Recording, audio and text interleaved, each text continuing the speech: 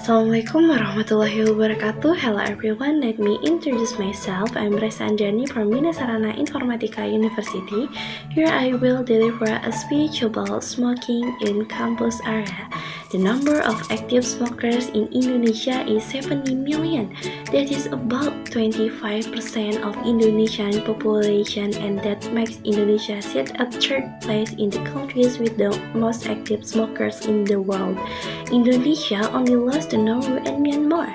The number also shows that 35% of adults in Indonesia are actually using various tobacco products, from the traditional burned tobacco cigarettes to the electric cigarettes.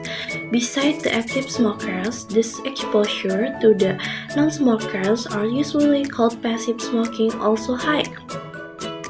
75% of adults are exposed to secondhand smoke in public places such as roadside, restaurant, market, and even in the school area.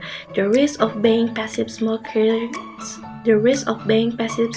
are more likely to get same disease as smokers. In the short-term effect, passive smoking can get effects like choking, head gas, and eye irritation, and in long-term effects such as lung cancer, heart disease, respiratory illness like asthma, bronchitis, and pneumonia. In the campus area, where there is a lot of people with their own activity, with their own problem and test whether they are smoking or not. We are not deserve to get any extra problem or extra disease like mentioned before. For being a passive smoking in the campus area, there is no excuse for anybody to be able to smoke in the campus area or in any public area. It is very important to implement and enforce the rule smoke-free area strictly in the campus area, whether it is indoor or outdoor. It's really important to have a healthy, clean, and comfortable learning environment. We have to make sure that each student, the lecturer, and the staff can work and study without being exposed to the smoke.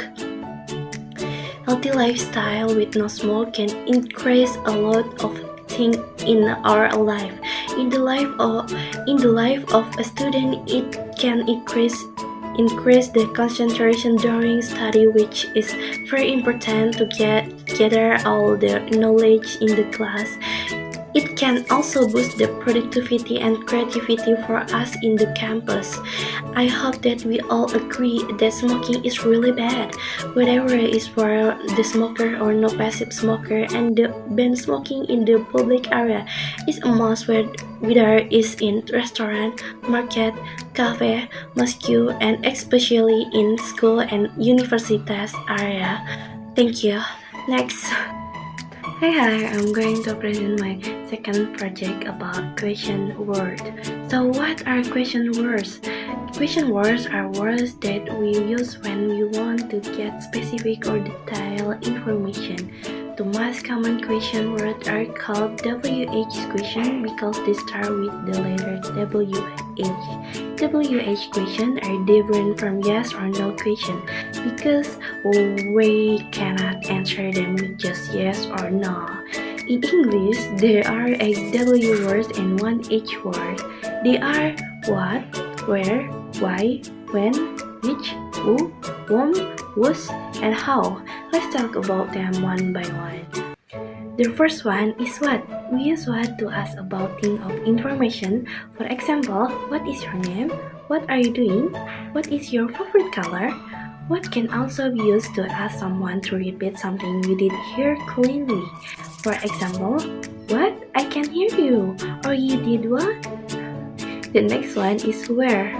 We use where to ask about a place, a location, or a position. For example, where do you live? Where is your brother? Where are they going? The word why is used when we want to know the reason for something. It helps us understand why something happened. For example, why do you love me? Why are you doing that? Why did you come late? Why are you crying? When is used when we ask about time, an occasion, or a moment. For example, when do you finish college?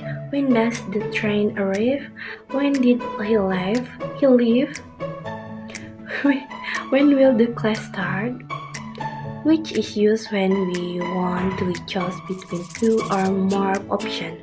For example, which color do you want? Which extracurricular activity do you join? Which one do you prefer? YouTube or Netflix? Who is used to ask about people or the subject in sentence. For example, who opened the door? Who opened the door? Who is your favorite singer? Who owned the motorcycle? Whom is a little different in English. Who is used for the subject and whom is used for the object. For example, whom are you going with? Whom did you see in the evening? Whom were you talking to? Whose is used to ask about ownership or possession. For example, whose book are those? Whose house is that? Whose motorcycle are you riding? And finally, we have how. How is used to ask about the way something is done or the condition of something. It can also be used to ask about place, duration, frequency, age, and distance. For example, how can you solve this problem? How was your journey? How far is Bogor from Bandung? How old is your sister? So to summarize, question words help us get clear, detailed information. They are very important in daily communication. That's all from my presentation about question word. Thank you very much for attention. ありがとうございます。